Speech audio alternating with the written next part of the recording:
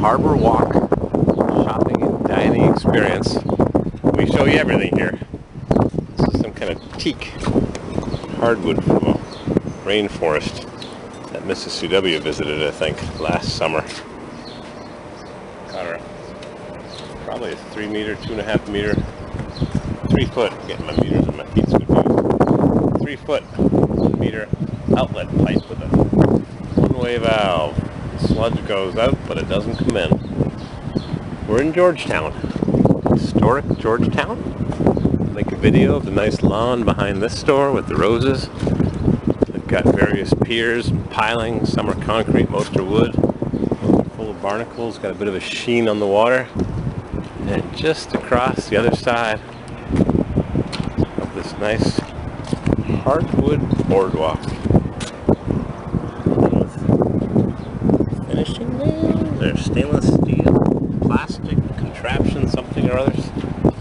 We've got the steel rolling mill where they make wire, process junk into a finished product, and across the road from that is International Paper's chipping mill. I'm sure someone that lives closer to here could tell me more about it. I just see it. I remember what I saw on the sign from a minute earlier. South Carolina's third oldest city. It is believed that the Spanish first settled on an outpost of Winyah Bay in 1526. Allegedly, the settlement only lasted 6 months and no remains have ever been found. Georgetown was formally founded in 1729, 200 years later. That's a long time. Making it South Carolina's third oldest city, following Charleston and Beaufort. In 1732, Georgetown became an official port of entry, which allowed foreign exports and imports to come through Georgetown rather than Charleston. Competition. This allowed the city to grow and thrive, with its major occupations being traders, merchants, and planters. Throughout its rich history, Georgetown has survived wars, economic downturns, hurricanes, and most recently fires, with that big store that burned to a crisp right there. Today, the downtown historic district contains more than 50 historic homes, buildings, and sites dating back to 1737, and a steel mill and a paper mill, and some mooring sites, and some tourists that are just catching a few Z's, or for you Canadians, a few Z's. For those who fall asleep on the job, a Zets. Nice garden. Concrete piers, rocks, riprap, galvanized pipes. Everybody has a different way of attaching. Just stick it right in the hole. No floor flange. Not flanged on. What holds it in place? Nothing.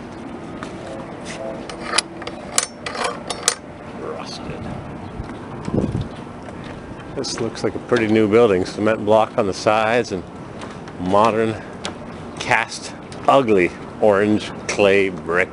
Yuck. Ugliest brick you can buy. Spend a couple more dollars and get the fancy stuff. This one's pretty fancy. It's got concrete piers. That one's a little crooked. A little older. Nice new building. Got some pleasure craft, a little sailboat. I don't like going on the water, I get seasick. Brand new building right on the water. Shops downstairs, residences upstairs, just like the old merchants used to do. They lived above their building. We were looking at the Kaminsky building over there, which was a hardware store, one of the biggest, most thriving businesses of the day. The gentleman was so successful, he added a third floor and a rear addition. You can see it because the brick changed in color.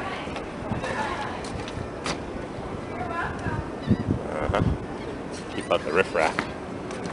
There's a houseboat.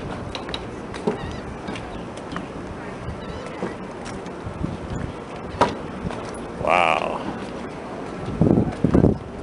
The office, Georgetown, South Carolina.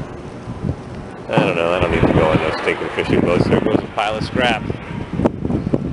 Chunk, chunk, chunk. Chunky, chunky scrap. Big tuna and the big kahuna. Doesn't that look good? Yummy. River room. We're fattening up the Americans. X and only.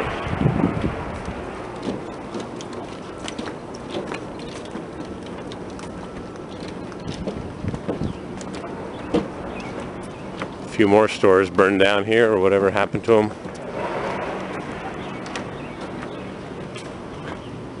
Gone. Harbor Walk.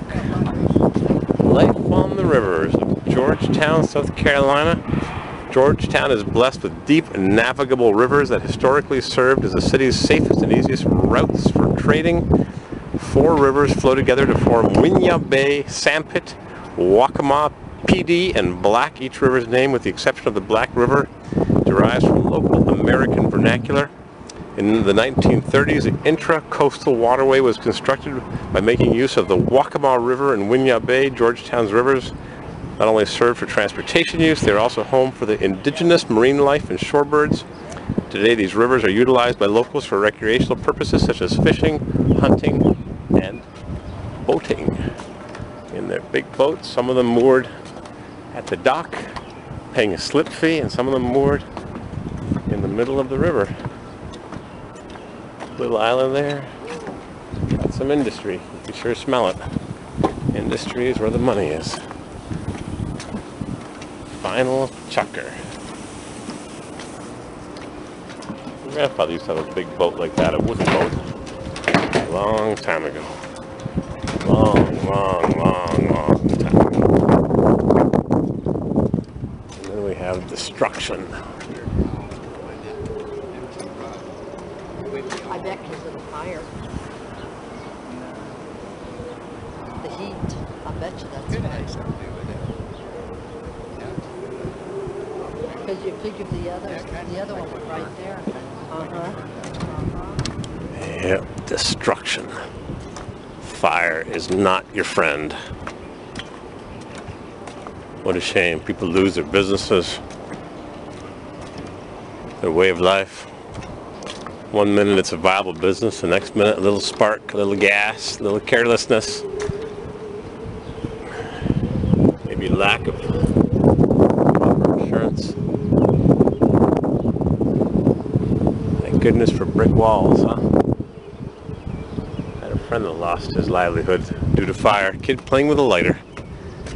My friend's insurance had lapsed. They sent him a notice. You have 30 days to do something. We don't like the proximity of the neighboring property, which he had a lease to buy. He was renting them both. One he had a mortgage on, and one he was leasing and then re-renting it. And the insurance company sent him a notice, gave him 30 days to do something. And on day 18, he had a fire. I said to him, "Man, what were you thinking?" He said, "I was thinking of getting insurance on day 19. I was going to call up Monday morning, and on Sunday the kid was playing with a lighter, and poof, there went his mortgaged property with insurance, and his leased property. No, wait a minute, his mortgaged property had no insurance. That's right, his mortgaged property had no insurance. It had expired 18 days earlier, after being there 100 years. And the leased property, the owner had insurance, and it just barely paid enough to clean up the mess of both properties. And my friend still owed a mortgage of $40,000 down the drain, paying $40,000 mortgage off. Nothing to show for it. Make sure your insurance is up to date, and if you're a tenant, make sure you have renter's insurance. It covers losses to your property in case of not being able to use it from fire, flood, wind damage, neighbor has a fire, someone's cooking meth next door. Make sure you have insurance. It covers theft of goods in your vehicle, on your person. Your car insurance only covers your car. Your household or tenant's insurance covers your personal property, no matter where it is. Smarten up, get insurance. I don't know, make a penny off of it, but it might save your life. $150 a year.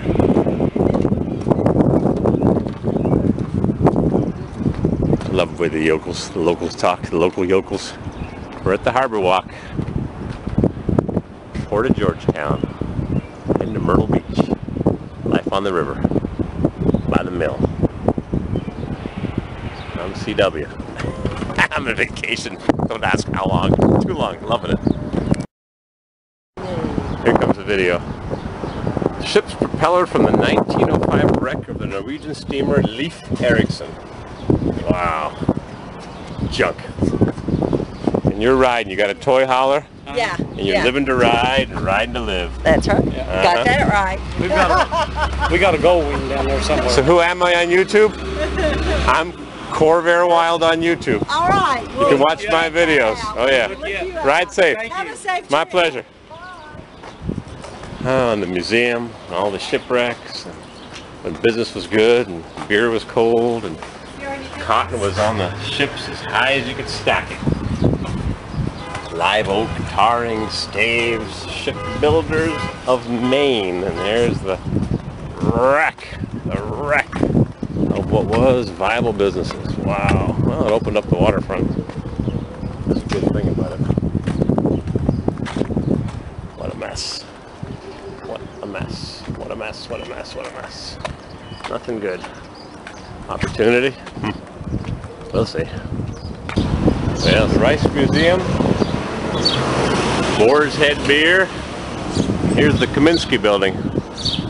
Yeah, huge 2-story building. Made it into a 3-story building with an addition in the back. Nice brickwork. Nice lime mortar. There's no Portland cement in that whatsoever. Not one drop. It's just pure lime and white sand. It's got a cast iron facade. The Kaminsky hardware store. Work downstairs and live upstairs. Imagine how many times people went up those stairs. So the walls could talk. All the old plantations. Bought a bunch of postcards. Haven't mailed one yet. Isn't that nice?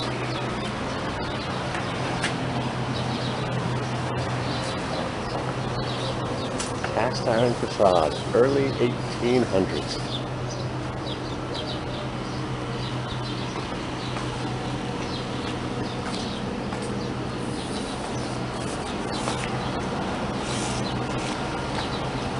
Manual labor.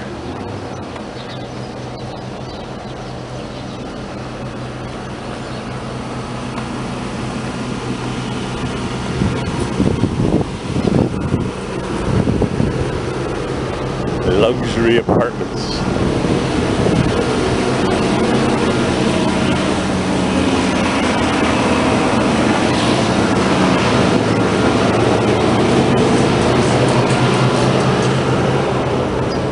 That's the end of the historic Georgetown Main Street. We're at the Georgetown Times, the local newspaper.